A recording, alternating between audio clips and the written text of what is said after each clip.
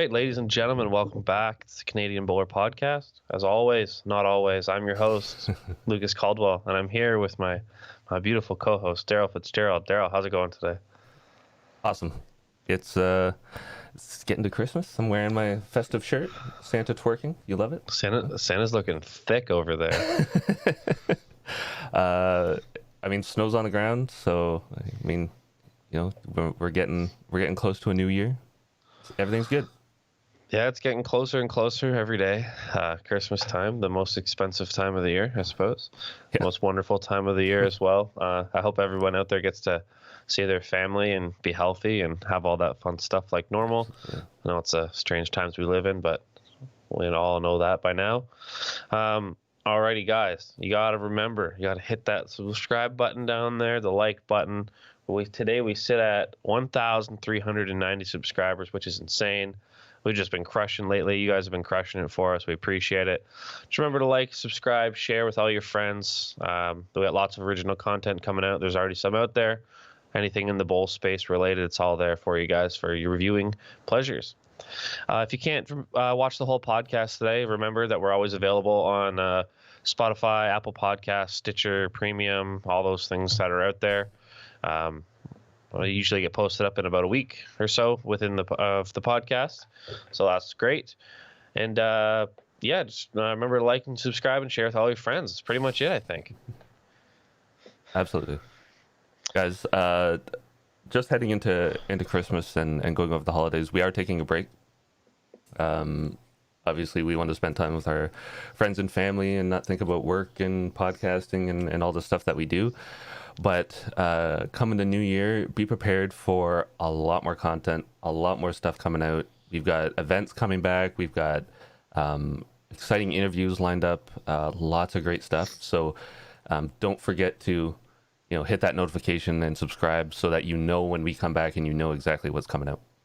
Yeah, there is also, I did forget to mention it, but Daryl touched on it. There's a little notification bell. It's right beside the red subscribe button there if you haven't hit it already, and that'll give you a notification, I think, to your email, or if you have an app on your phone that you're logged into, whenever anything goes live on our channel, you'll get a notification right away, so you won't miss anything.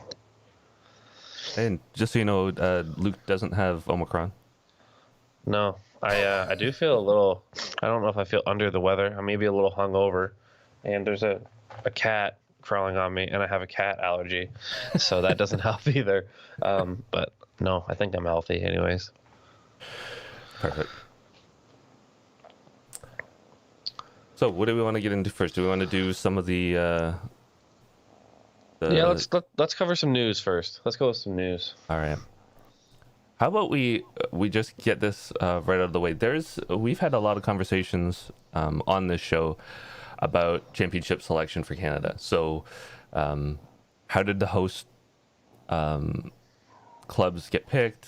Who went in for the Canadian hosting bids for the majors and for the mixed pairs and all that kind of stuff? And we threw out a bunch of questions because we didn't really know the background. And I want to give a shout out to Derek Mackay, who actually reached out to us and said he was on the committee that did all this.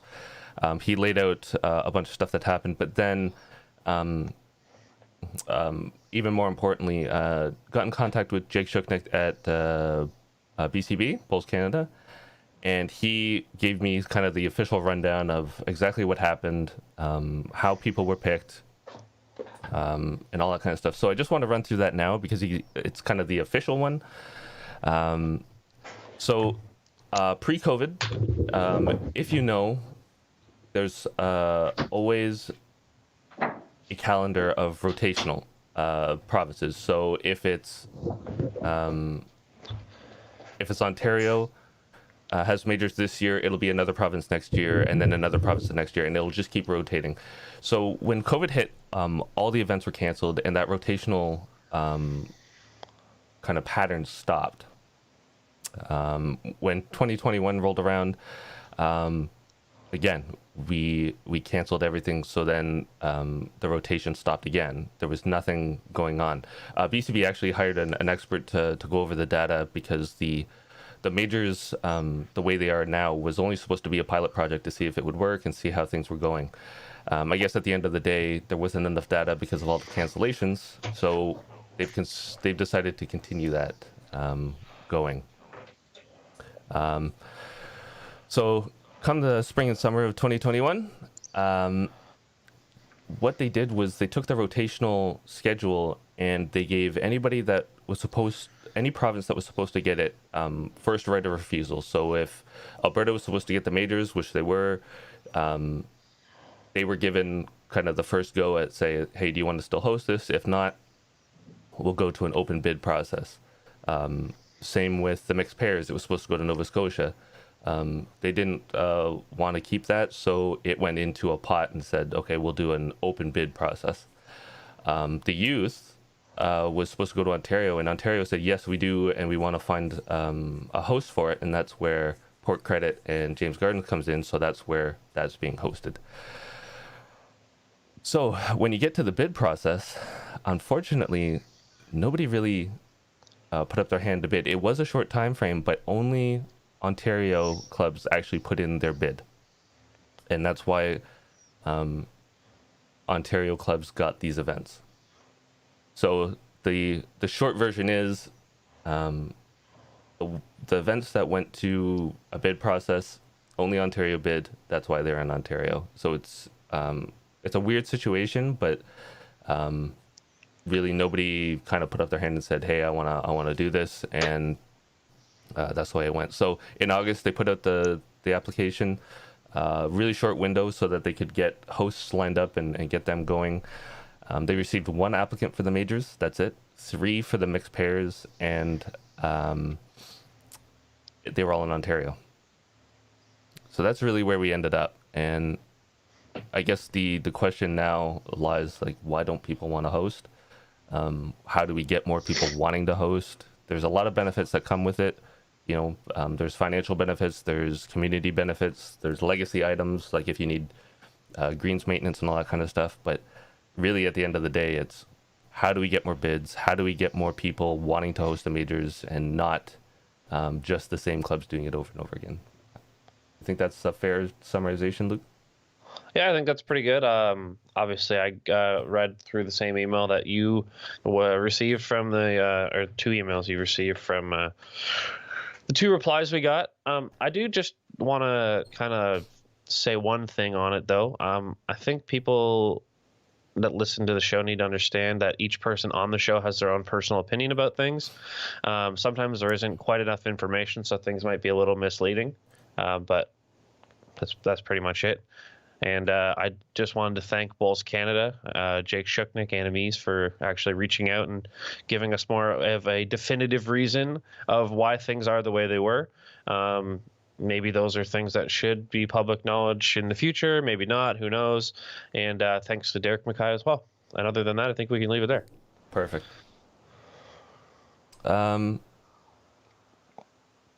Bowl Scotland announced their team for the Commonwealth Games. Yeah, that's exciting. I mean, lots of these selections are probably going to be coming out here in the future. I hope we get the Canadian one here soon, Daryl. That'd be pretty exciting to see who's going to be on that.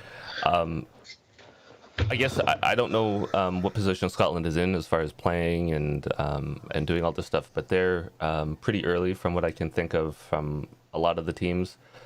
I think there's still a lot of countries that haven't been able to play, haven't been able to do anything. So, how do you pick the team from 2019, really?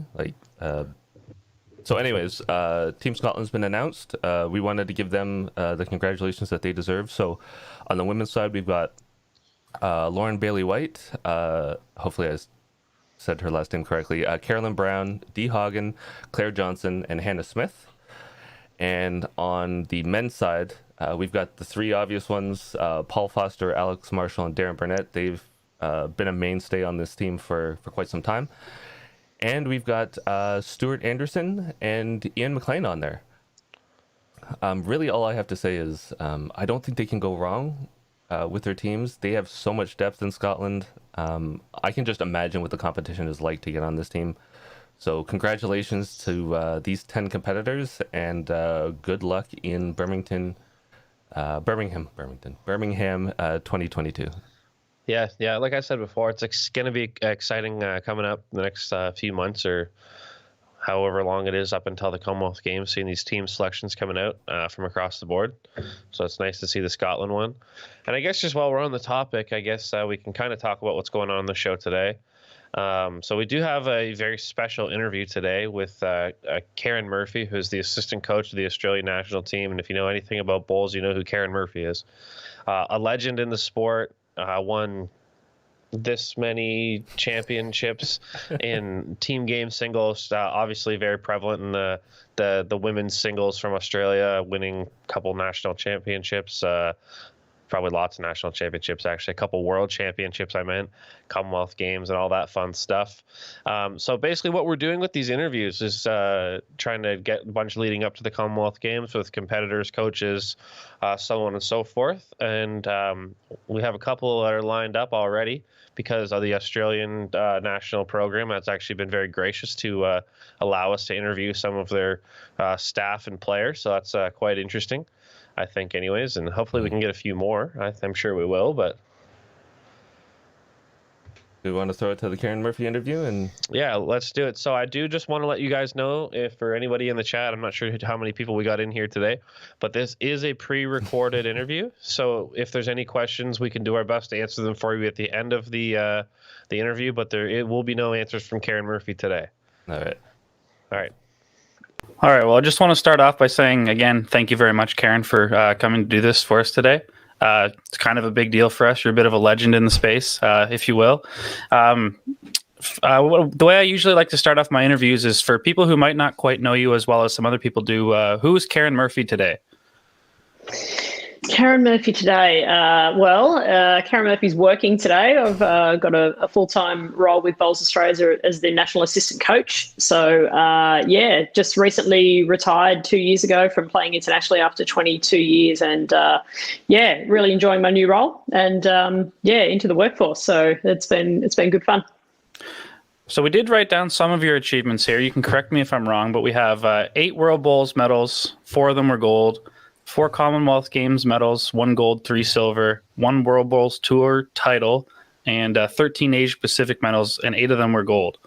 Among those, do you have one that you could pick out as maybe your favorite one?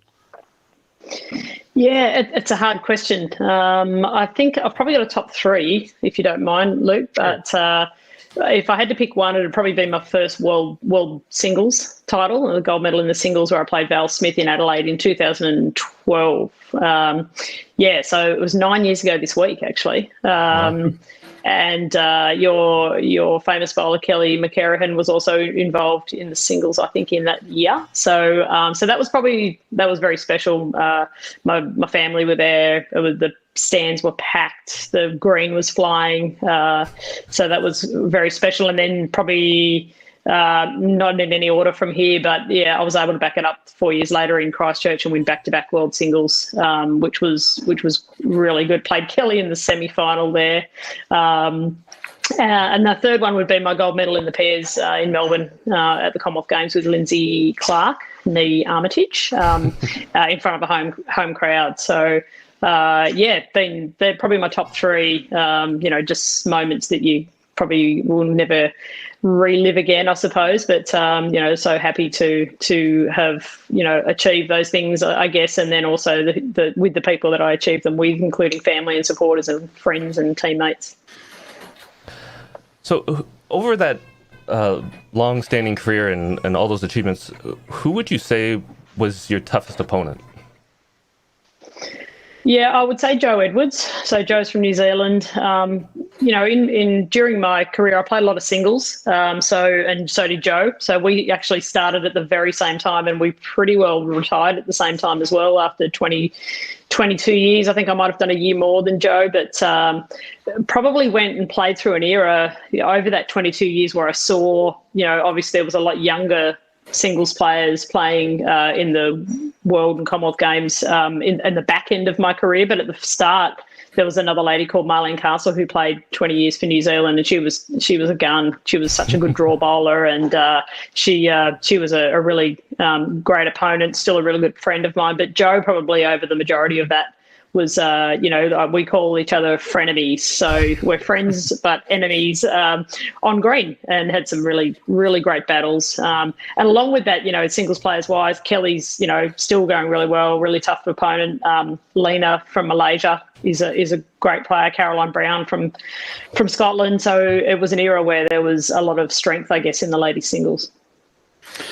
Just kind of keeping on the same topic of difficulty and tough things. We spoke a little bit about weather conditions and things before the show. What do you think, which country do you think had the toughest conditions you had to play in? For us, the UK is always a real tough place to play. I've never had the privilege of playing in Canada. I think I just sort of missed when I started. Yeah, so one day, hopefully, I'd like to get over there, or as a coach, or even play over in Canada. But the UK, because our greens in Australia are very well maintained by paid greenkeepers who put a lot of time into them, and you put your bowl down, it goes exactly where it should most of the time, depending on the wind. But the UK is quite uneven. They generally have council greenkeepers and things like that maintain the greens. I remember in Leamington, the first time I went to Leamington in 2004, they had fishing line running down the boundary pegs and the boundary lines of the rink. And at times, the fishing line's touching the grass, but then at other times it's sort of, that far off. So the hills and valleys, like we're in preparation, for Birmingham for next year with our Australian Jackaroo team, we can replicate the pace. So the pace is not a problem. We can get up, no problem, on the heavy greens. It's the hills and valleys and using the use of the mat and trying to stand to the inside to try and miss the runs and things. That's what we're not used to. And it's more of it's a style of play, so we have to change our style of play. Like, we're very much touch players, like an indoor game where you just draw to the jack sort of thing. In the UK, it's a different style, and you also adapt your style to the condition of the rink as well, sort of thing. So if it's you might want to just try and avoid one hand if you can, or play bigger weight. So there's lots in it. So not what we're used to, and it's more, I think, affects us more from a mental point of view, in that it's frustrating that the bowls just don't always go where you want them to. For all our Northern Hemisphere viewers and those in Canada, we know that all too well. It's still frustrating, even though for someone like me that's played for 20 years on the same conditions, it's still frustrating. So I can just imagine what it's like for you guys coming up. I think it's how you react to it, isn't it? Yes. Like, it's a total mental thing, and that's something that our players are really working hard on. And I'm looking back as the type of person I'm very much ducks in a row. I like structured things. I'm a list girl and things like that. And so to me it was very frustrating. I had some success on the outdoors in the UK, but it's still very much a challenge. Whereas when you guys or the UK players come over to Australia and you're playing on an 18-second green in the wind, that's challenging too. So yeah. For the players that look up to you, I know there's a lot of people that look up to Australian players. We see you all the time because a lot of your games are on YouTube or televised or streamed. Especially for women that look up to someone like yourself, what would you attribute to the reason for not only the height of the success that you've had, but the longevity that you had in the sport? Yeah, I think starting young, starting at 11 years of age with my dad in a sport that, I could sort of share with him was fairly special. My story of my career is quite unique in that, there was very few junior bowlers when I first started. I grew up in a small coastal town 2 hours south of Sydney. There wasn't much to do if you didn't play sport. There wasn't much to do apart from that. So, but I did sort of, I joined an Illawarra Academy of Sport where I only played with young guys. So there was no young girls, and it wasn't cool when in my teens to play bowls at all. So I didn't tell anyone at school, but I was a sports and still am sports mad. So played other sports as well, but I quickly learnt to play that aggressive style of game with young guys, which was really beneficial to my game, I suppose, because in those days when we wore long white skirts and big ugly hats and things like that, that wasn't cool either. Made sure I got petrol the day before going to bowls in that get up, so I didn't have to get it on the way to bowls. It was. Yeah, I saw a big change. I've seen a big change in the game over my career of, I started in 85. So, the average age of the Australian women's team when I first got in was probably 60 something. Wow. Now the average age of when I retired, the average age of our Aussie girls team is probably around 27. Wow. So, so I guess, looking back, I hope, you don't think about a legacy until you finish. You don't really realize what you're doing or who you're influencing or encouraging as you play. But, I hope in some way that, I have been able to encourage a few younger girls in getting into the game and young men. The shortened formats of the game, barefoot bowls over in Australia, the Commonwealth Games every 4 years, has really heightened the profile of our sport and in, the uniform change, like a massive stereotype changer for the sport. Looks like we're playing bowls now compared to when I first started. So, but longevity wise, I think I love the game. I became fairly good fairly quickly. Playing against a lot of older ladies, different style of game, came in, probably ruffled a couple of feathers, I would imagine. The older ladies, it wasn't the norm, was it? So, but I also had a bit of a skill to be quite relatable to that age group as well. And I guess just that hunger to win. I'm an absolute fighter and hate losing, so I'm super competitive. I wear my heart on my sleeve a fair bit, but I guess just the passion for the game, and when I decided to retire, I sort of knew it was time. So new pastures now. Luke? You got this one, Daryl. I got this one. All right. One thing that I've been watching for a while, you have a side project and side business, Karen Murphy Bowls Clinics, and I'm really interested to know what got you to start that up, especially while you were still playing and at the top of your game, and how that has propelled you to where you are today, actually being the assistant coach of the Jackaroos. Yeah, it's a good question, Daryl. I guess when I was a younger player, and even when I first made the Australian team, there wasn't a lot of really good quality coaching around.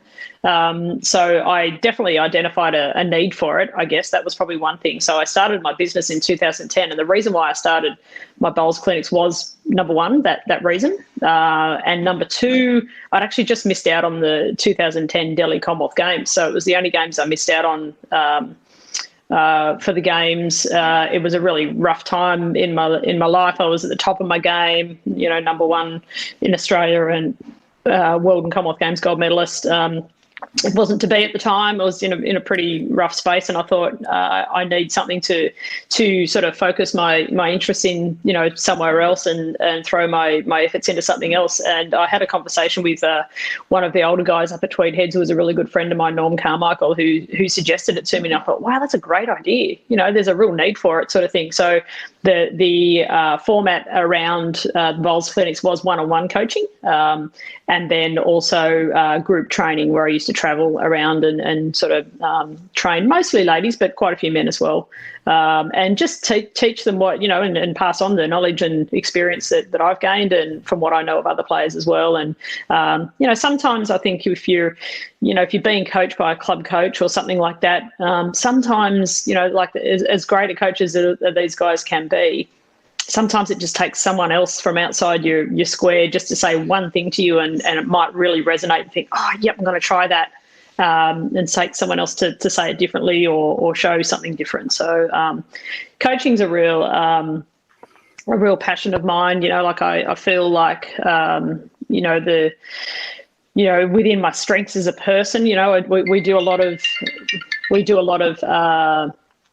strengths testing, personality and all these sort of things. And I've done hundreds, not hundreds, but I've done quite a few of those in different courses and things, and they all come up the same, sort of thing. So the qualities, that a lot of our pathways coaches that in Australia here, relate us. So being relatable to the person. I think when you get to the Jackaroo stage, an assistant coach like I am, our Jackaroos know how to play. It's people management. It's really finding what individually what makes those players tick, and in getting the best out of them individually to perform at their best. As a person, if you're happy, if you're in a really good space, if you put the preparation in and you've got that hunger, that's where the spaces are. In times where I've won and had success in my career, is when that all comes together, and that's our job to get that out of the players and get the best out of them. In the past, you've had some experience working with other countries and kind of developing their coaching programs, I believe, along the way. What has it been like working with different countries and seeing them improve?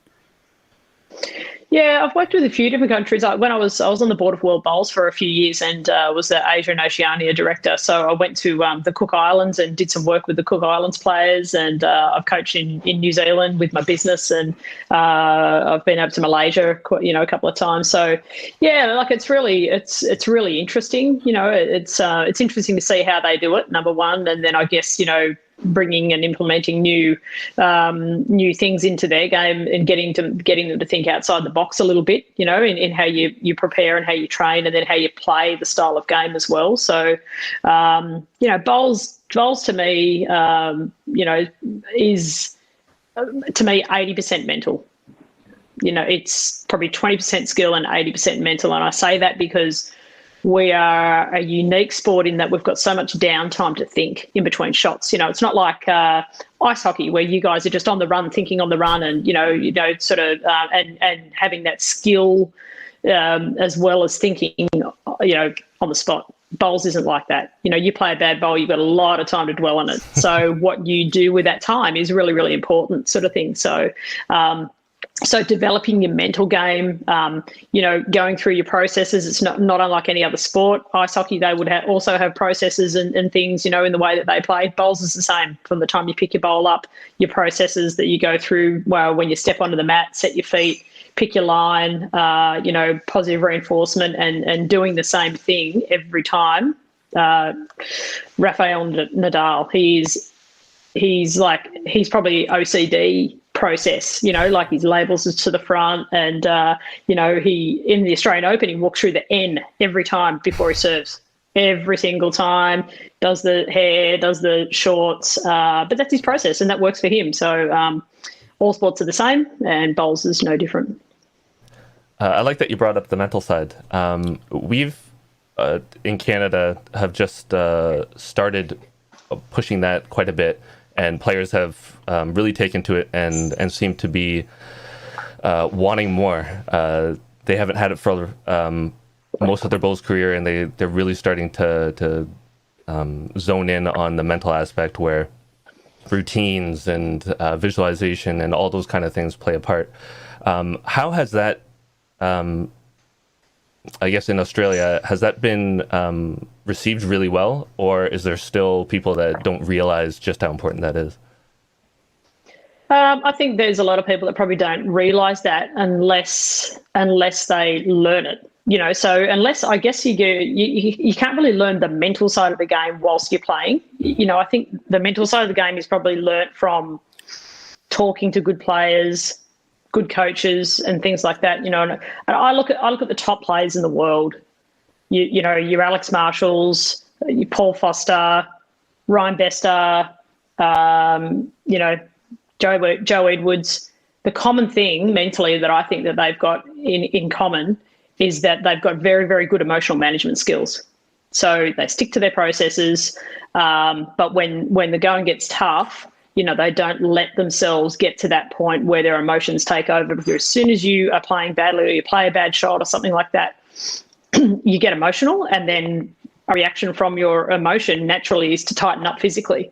So you tighten up through your shoulders, and then you can't get your delivery away. So an effective technique is all about being able to repeat that effective technique and it feeling the same all the time.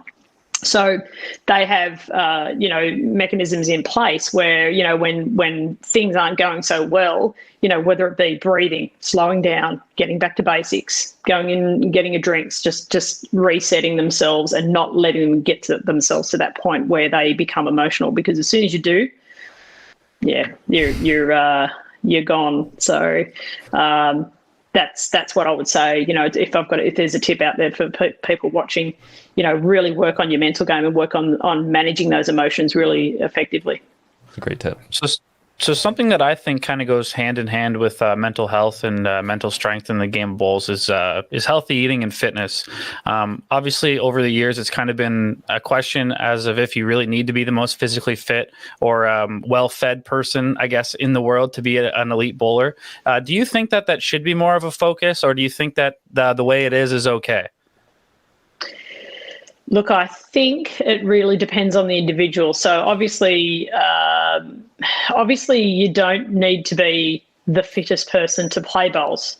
However, I think it comes down to the individual. So for me, in my career, I've always kept fit, gone to the gym, eaten really well, even to the point where, and I still get, paid out for it by jackaroos and former teammates and things like that. Like, I take a cooking kit away with me every time I go away. We try and stay in apartments. I've got a good knife. I've got a potato peeler. I've got salt and pepper and all this sort of stuff. Because when we're away on tour, I love to cook. The girls would all get into a room. I would generally cook, the girls would help, they'd make a salad or something like that, and we made an effort to eat really well while we're away. If you're eating takeaway every night, which you don't normally do at home every night, do you? Why would you do that when you're away playing in one of the world championships or something like that? So with the jackaroos, we've got a bit of a drinking rule as well while we're on tour. So we're really mindful of getting a good sleep, stretching, eating really well, doing the things that you would normally do at home in looking after yourself. And for me, staying fit and reasonably slim was wonderful for your mental health. Yourself when you go to the gym, how great it makes you feel. So those endorphins are released. And for me, my motto was, if I look good and feel good, I'm going to play well. Christmas is coming up in a couple of weeks, everyone at home, there's nothing worse than when we all do it. We all have a few beers and tuck into the food and that, and it just makes you feel terrible. So it's a healthy balance. I've seen players that haven't done that over the years, but for me individually, it really worked and it made me feel great. So if I felt great, I felt confident and I put the preparation in and away you go. Yeah, I've noticed over the years when we go away, for instance, when Luke and I kind of first became really good friends, we were at the World Youth Championships in Broadbeach, and the lunches that were provided were great, but they were so heavy. It was like fish and chips and bangers and mash and all that kind of stuff. You eat that at lunch, and the afternoon is shot because you're so tired and you're just trying to process all that stuff. Healthy eating is awesome. And I've noticed that through your coaching page, you post a lot of great things about healthy eating, really good recipes. Has that been sort of a big thing for you as a coach as well? Yeah, I think so, Daryl. Like, I'm lucky I've got a real passion for cooking as well. So, I love getting in the kitchen. I love making new recipes. Only the other day, like Christmas is over, is at our house this year again. So I was just, Googling new salads and things just to change it up a bit, sort of thing. And, it's, it is. It's a real passion. I'm lucky that I enjoy that sort of thing too. So, I think the emphasis on fitness and healthy eating, not only from a bowls point of view, but even from a society point of view in Australia, we've got great weather. Everyone's always out and about, walking, running, riding your bike, all that sort of stuff.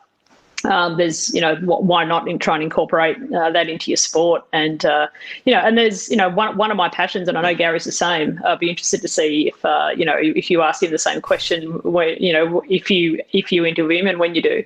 But what we really want to see as new coaches and a new HP team, we want to see the Aussies the fittest team in the world. Walk into a club and, we're all our players are fit. They're at the peak of their, of their fitness and, can bring that element of their game, of their outside their game into, like a World Championships or a Commonwealth Games next year. So, one, it's quite, it's quite daunting, like to see a sea of yellow come in, but, if they're all fit and that sort of thing, then, I guess, other countries might look at that and think, wow, that could be something that we could adopt or, but it certainly helps. Just want to ask you, now that you've transitioned from being a player to a coach, what has that been like? Like, has there been any strange interactions? Because, I mean, you were once a player, you were once part of the team, under the coaching and doing all that, and now you're actually on the other side coaching the team. It's a really great question, Daryl. So I retired just before COVID hit at the end of 2019. So had sort of, I don't know about you guys, it was probably very similar timelines, but, COVID hit sort of in the obviously first half of last year, and we were in lockdown here for maybe 6 or 7 weeks, I think, in Sydney. So there wasn't a lot of bowls on. It was very unknown, obviously. So last year I hardly played and loved it. Loved lockdown. I thought it was the best thing. Got lots of different things done, and pardon me. And I just enjoyed the break. For the viewers out there that don't sort of realise, the Australian schedule, all our players are all sort of contracted to clubs out here. They have club, district, zone, state commitments on top of all their Jackaroos commitments as well. So, doing that year after year, it was exhausting, and it was the same all the time, for me, sort of thing. So when I did retire, I actually really enjoyed having some downtime, having a lot of time at home. So lockdown was really good. I was getting out in the backyard and, getting the weights out every day and doing things like that. So for me, I didn't miss having retired and all that sort of stuff because my teammates weren't playing any events anyway. And they still haven't. Sure. They still haven't. So it's, I missed the connection, I suppose, from, we have a lot of chat groups and things like that. I probably missed that side of it. But then I came on board with BA as the assistant coach. So I'm back being involved in a different role. So I feel like I'm back involved anyway. So I sort of, that sort of ticked that box. But from having been a player and being really close to the team and now being a staff member where, I guess that's going to be, and I haven't done it yet. We actually haven't got together. We've rescheduled camps and Commonwealth Games trials and things like that. So our first camp, hopefully, is in about 4 weeks' time. So that is going to be a bit of a different challenge. We haven't all been together where I've been on staff and I'm now an Australian selector and working with my teammates. But the great positive is that I know them so well. We've all got a really healthy respect for each other, and that I'm super passionate about assisting them, helping them, and supporting them in any way to for them to reach their goals and for the team to reach our goals as well, sort of thing. So I'd give my left arm for the team to be successful, and I know what it's like. It's a great feeling, when you put all that preparation and effort and doing all those little 1%ers.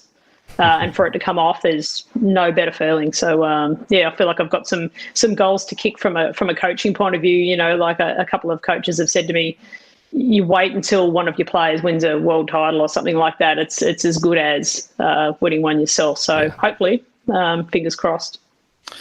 I guess just kind of staying on the same subject of breaking away from the same old. Obviously, we spoke about it. You competed in all of the big events, the biggest events in the world. Was there any small or local hidden gem tournaments that you actually found a lot of enjoyment from, aside from the big ones? Yeah, good question. It's probably not small, but it's not on the international stage as such. But I was really fortunate to have played for many, many years and still will probably in the Australian Indoor. So and the Golden Nugget tournament at Tweed Heads. So Tweed Heads has been a really great hunting ground for myself. I remember going up as a junior and watching some of the players at the Golden Nugget when I was 14, and just thinking, wow, that's awesome. Look at the crowd. There's a couple of thousand people here watching a tournament on the Gold Coast. So went on to win. I was really lucky enough to win five nuggets and went on to win 6 Australian indoors. So, the Australian indoor to me is a really great event. The winners of the Australian indoor go to the World Cup. I've played in that quite a few times, but I guess on an Aussie scale, the indoor and Tweed Heads nugget is up there, sort of thing. I'm not sure whether your viewers would know what those are.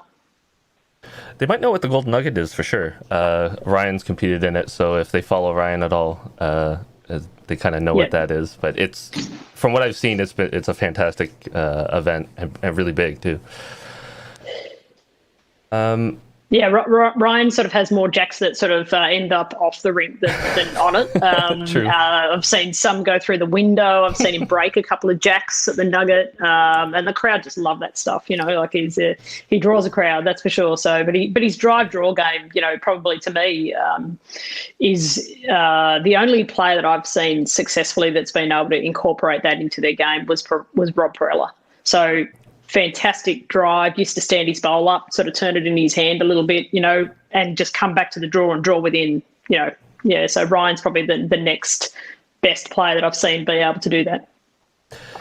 I liken it to some sports here, like baseball. When people are hitting home runs, everybody loves it. It doesn't necessarily win you games, but it can be excitement because it's that big explosion, that big play that everybody can see. It's kind of interesting to see. Ryan's drives are always something to behold. Everybody wants to see one because they heard so much about it. Yeah, man, he's good at it. Like he uses it well in his game as a weapon. So yeah. Right. So again, talking about the fact that you've played in so many different formats: BPL, UBC, indoor, overseas, Commonwealth games, etc. We've talked about it on our program.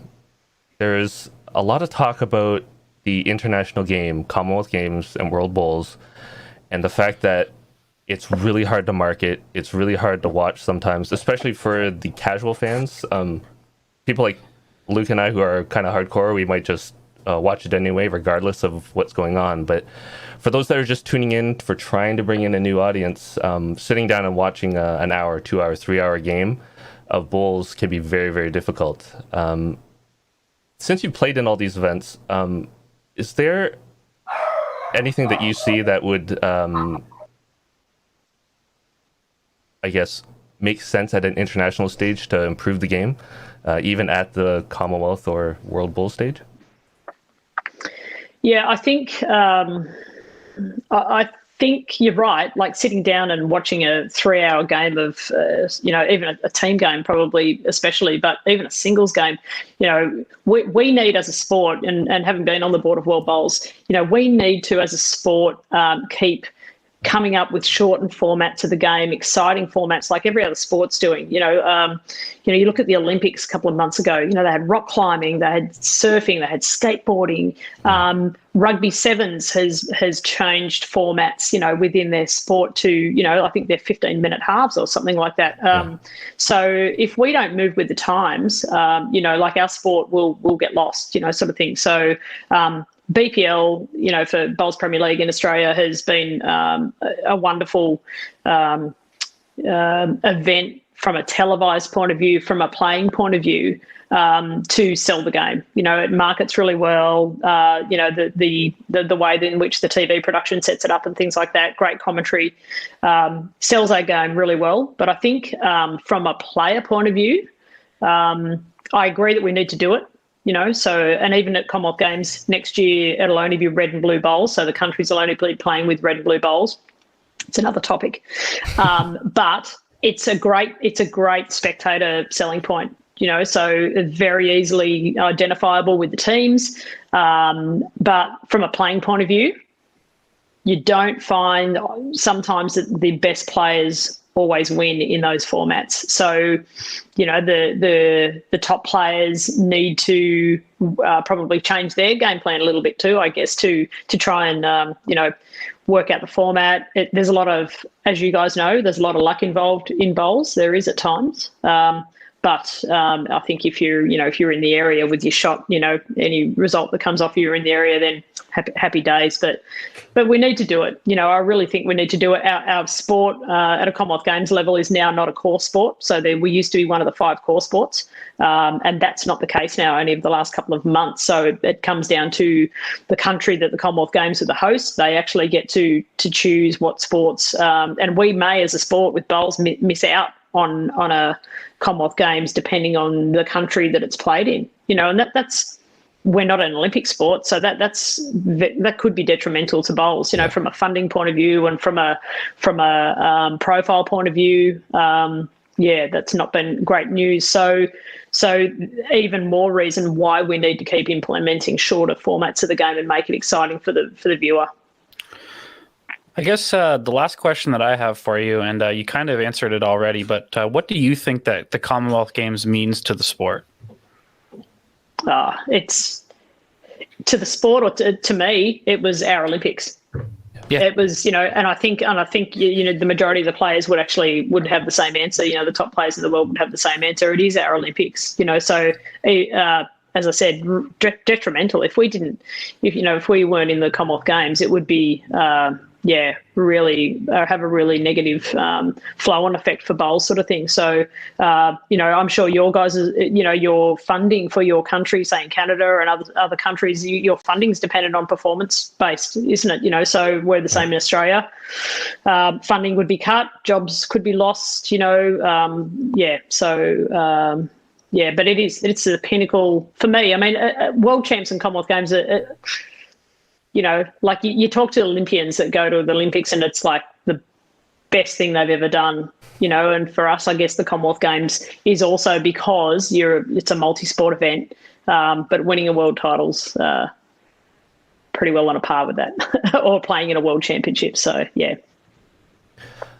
I guess going back to something that you just mentioned, maybe to wrap things up, there's lots of changes that are happening at the international level that they're trying to make it a little more marketable, a little more visible, easier to understand, let's say. The color bowls, red and blue. Do you have any thoughts on that kind of change for the Commonwealth Games? Look, I think it's a great idea. Like you look at Potters, I've played at Potters many, many years, and easily identifiable. They've got obviously the green and the red, blue and the red. Yeah, from a TV point of view and from a marketing point of view, I think it's great. From a team point of view, there are a few sort of, issues, I guess, that come up with that. Number one, like I know our team won't be just taking one model of bowl over to Leamington. So if you've got to have a red and a blue set, and maybe, for example, one of our players might take a Tiger 2 and a Tiger, then you've got to have 4 sets of bowls. That causes issues from a manufacturing point of view. It causes issues from a, having to get them over there and carry them from a weight point of view on the plane and all this sort of thing. I believe there will be a pool of bowls over at the Commonwealth Games from manufacturers and things like that. Are you guaranteed, if you don't bring sets of bowls as a country, are you guaranteed to get the same set that you had last game in red? Maybe not. Someone might have grabbed them before you. Look, I think it seems to work really well at Potters because a lot of players have their own sets and generally, bring them themselves. But a lot of overseas players play with the pool bowls. Yeah. But there's only a handful of players that use it out of the pool bowls. We're talking countries and countries and countries in the Commonwealth Games relying on those pool sets. So, look, it's going to be interesting to see. But I think, again, from a marketing point of view and changing our sport from a television point of view, it's a good idea. It's interesting. We've had discussions about the bowls on our side as well. And while I totally agree with the marketing, going back to the mental side, do you have any thoughts that some players may find it really tough not to play with their own set of bowls? It's like get over that mentally, that I've got this random set of bowls, even though an ace is an ace or a tiger is a tiger, that it's going to be just that little bit of a bump in their game.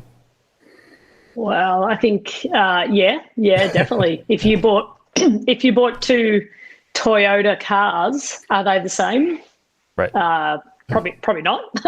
But from a mental point of view, I guess, and I'm probably, going back to the Potters when I played there, you get comfortable with the bowl in your hand, and they can differ a little bit, like between models a little bit. So, when you're drawn to play in green at Potters, say for example, but you really love your red set, all of a sudden that mental sort of thing kicks in. Geez, I wish I had the other set, but I think it's how you react to it really. And, I think on the slower greens, it probably won't be as much of an issue sort of thing. So that's how you react to it. Just if it feels comfortable in your hand, and, you just play with what you've got. So. Awesome. Well, Karen, I just wanted to thank you again for coming on the show. On behalf of myself, Daryl, and Michael, the third part of the show here, thank you very much. We really do appreciate your time and you coming on the show to talk to us today. I wish you and your Jackaroos the best of luck going forward. Hopefully everything works out with COVID and whatnot. And I guess just thanks again. Yeah, no problem, guys. Anytime you want to have a chat, that's great. Really love what you're doing for the sport. And promoting it, it's great. And getting overseas players and things on there, I think it's some great lessons for the viewers out there to be able to get some tips and things off different players from around the world. So well done, you guys, and Merry Christmas. Merry Christmas. Merry Christmas. Daryl, we're back. Whew. What an interview. Yeah, it was a great one. I actually really enjoyed doing that one. That was a good one. Karen Murphy, again, just a great person to have a conversation with. Extremely knowledgeable in the sport. They've been there, done that sort of thing, right? So some interesting stuff. I want to give a quick shout out to Adam Randall. We don't talk about it much on stream, but he found the monetization buttons. yeah, thanks, Adam Randall, and a friend of mine, Garrett. I don't want to even butcher your last name, but Garrett, thanks for the $10 super chat, I think they're called on here, and Adam for the $7.99 super chat. Yeah. Obviously, guys, we don't talk about it because we don't ask for money from anybody. But if you do want to support the show, there is an option out there.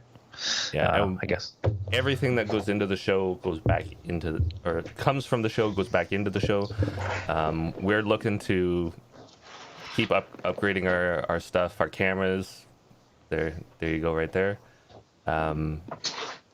It's much appreciated because obviously otherwise we're just trying to make do with what we have. So.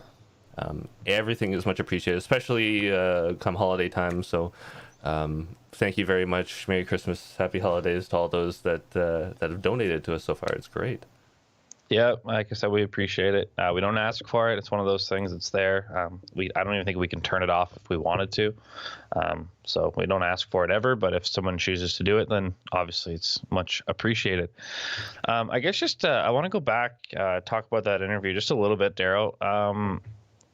And Karen kind of talked about things we need to change to make it more viewer-friendly, get it into the Olympics, the TV stuff. Like what?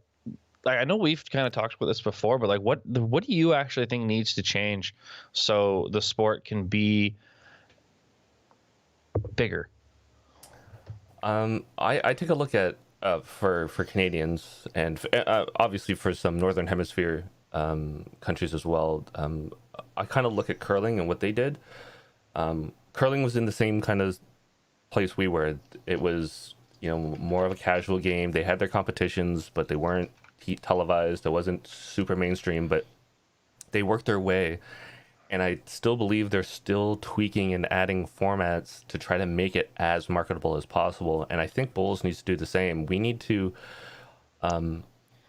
find a place for the traditional game, for the championships, for certain things. I think there's a place for it, and I love the traditional game, so I don't want to see that go away.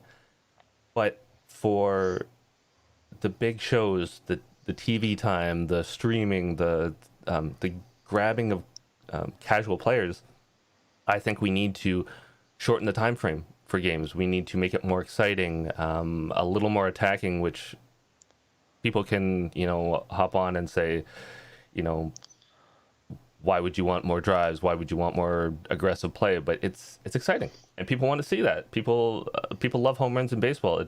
It's not the core part of the game, but you want to see people hit dingers, right? I mean, that's Well, just the you way it look at is. it. You look at it in every sport, right? Like the steroid era of baseball was probably the most popular era of baseball when Barry Bonds, Mark McGwire, Jose Canseco, Sammy Sosa, all those guys are just crushing 70 bombs a year. Yeah, it's exciting to watch when. I mean, obviously it's a little different, a little unsafe, but like back when Scott Stevens was still playing in the NHL, for any of you hockey fans out there, just this big, massive, game-changing hits are exciting. Stuff like that's exciting, and like I think the big drive is basically the only thing that we have that is like that. So yeah, people want to see it, and I think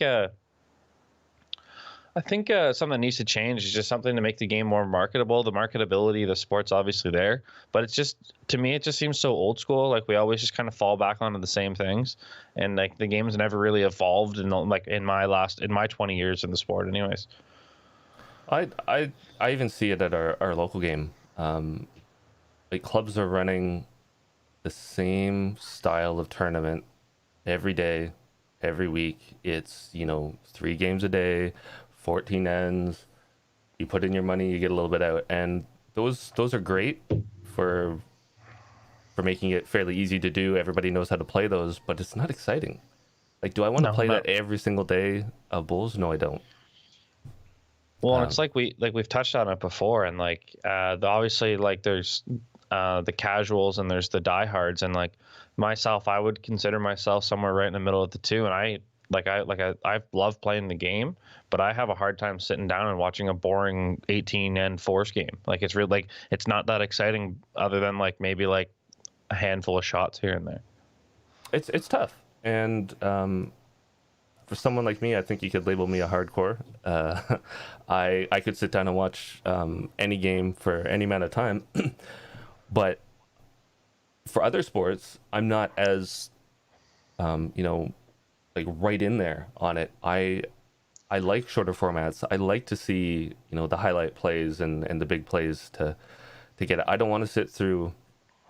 I think Adam Randall just talked about cricket. I don't want to sit through days of cricket. Yeah, I want to it's sit and pretty see brutal. just a quick cricket match, and I find it exciting, but I don't like what the traditional one was, where it was days of competition. There's no way I would sit through it. So bowls is the same. I think there's a need to capture the casual crowd, and that's where we need to go. Is the hardcores are going to be there. The people that have watched and continue to watch and are there day to day. They're going to be there, but we need to somehow grab that audience that is still on the fringe, doesn't want to sit through those games, and bring them in. And I think that's going to be the big boom for Bulls right there. I also think too, and I know I think I tried to talk about this on the last show, but I robo voiced a little bit. I think the way we've marketed the sport for the last like 10-15 years has been great, but I think there's it's just got to change, because like they're trying to push the game so much on youth, especially here in Canada, and unfortunately it doesn't work. I mean, it's a great idea. Obviously, I understand it adds longevity to the sport if you can get young guys like myself, or like when I joined, or even you, Daryl, you were young buck when you started. Like it does add longevity, but like for example, like just my personal experience, I remember my dad, we had short mat carpets, and we'd go into high schools and we would play for like spend a whole week of time, and you'd play with hundreds of kids, and your retention of players that you got out of it was what, zero? Maybe one person came for a free lesson or something. Like it just doesn't work. And I think the marketing of the sport has to be to the middle aged to older people, just because we have to get people in the sport for the sport ever to grow, or it's never going to change. And like I said, I think it's great to get young people in, but the model clearly just isn't there. Yeah, I think you're onto something there, where I think the marketing is like an older generation and families, because I think a lot of us, you and me specifically, for sure, brought in by our families, right? Our families played. We stayed because our dads played, our brothers and sisters played, There were people to come and play with and enjoy the game. If I'm going out there by myself as a youth, even in other sports, I didn't stay. If I didn't have a group of friends, if I didn't have people kind of there with me, I lost interest pretty quick because it was just me out there. Yeah, exactly. And obviously it's unfortunate, but there's still like that, like I can call it like a stigma around the sport. Like when I played, I got torched in high school, just torched by people when I would play and whatever. But I mean, I think like we got to look at like the 50, 60-year-old men and women who are newly retired looking for a new hobby. I think really that's where you're going to get your new members for the most part. And then they can kind of like you basically just got to go off the word of mouth sort of thing. Because at this point, I don't really think the marketing side's really working. I mean, I don't mean to trash on anybody. I never mean to do that. I just I think that there needs to be a shakeup in the marketing, the format, and a few other things in the sport.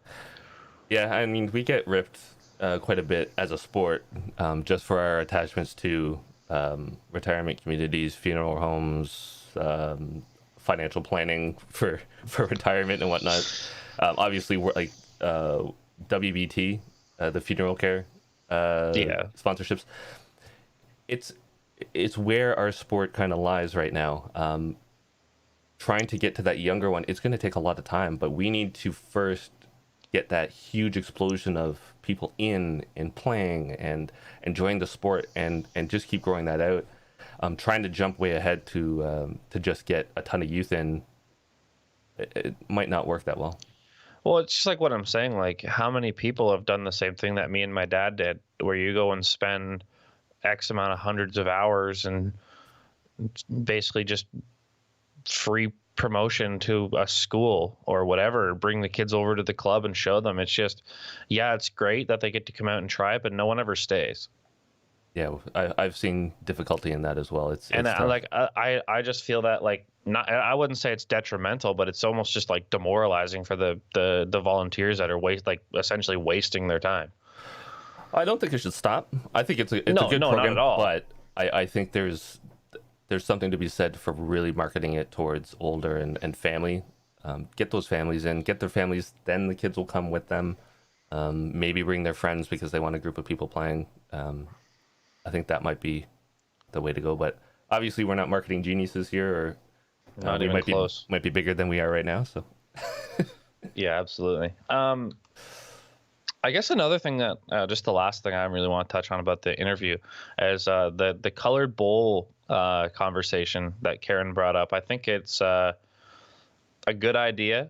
Yep. I think it's interesting. Mm-hmm. I think smaller countries like Canada, I mean, I guess we're pretty lucky compared to some of the other ones, but some of the smaller countries, I don't even know how to name them. I don't know how much funding's in them. Let's just throw a couple out there like South Africa, Namibia, all these other ones. I don't know who's in the Commonwealth Games. I apologize, but I don't know how much funding's there. And if they have to carry all these sets of bowls, it's going to get pretty expensive, especially if there's no if there's a bowls company that's sponsoring and they got to have X odd number of bowls, that's a lot of money that you just throw out there. Yeah, there's I can touch on that a bit, just knowing from the Bowls Canada side. Bowls Canada doesn't have a ton of money, and what they do funnel towards the high performance program, which is geared towards performance and medals and everything. Adding this on top of it makes the budget really tight. Trying to get bowls specific to every player. We're not going to be as lucky as if Australia is doing the multiple bowls. Everybody needs a couple sets. We're not going to be that lucky, so we're going to probably have a set per person, and if that set doesn't work out, you'll have to go to the pool bowls. So it's tough.